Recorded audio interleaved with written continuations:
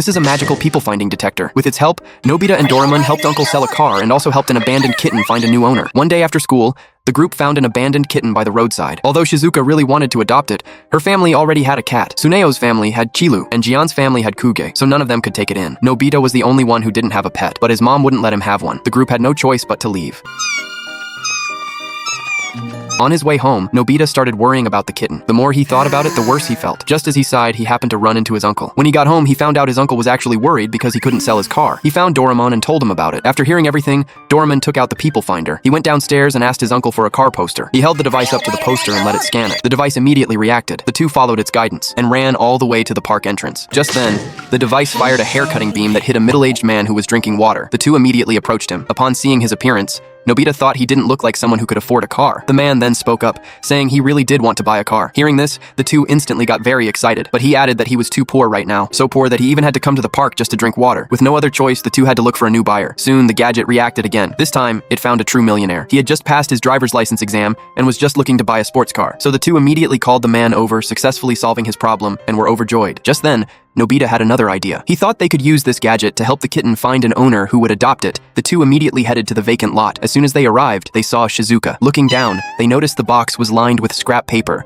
They assumed this was Shizuka's handiwork. Shizuka insisted she hadn't done it. Perhaps Tsuneyo and Jian had already been there. Doraemon suggested they find an owner for the kitten first. He then had the scanner point at the kitten to identify it. The machine immediately pointed them in a certain direction. The two set off immediately. They walked until they reached a dilapidated wooden hut. Upon entering, they were surprised to discover it was the same man from the park. The young man really wanted to adopt a kitten, but his manga wouldn't sell. He was so poor he could barely afford to eat, and even had to go to the park just to get water. So he had no better option. Nobita and Doraemon felt helpless too. They had no choice but to set out again to help him find an owner.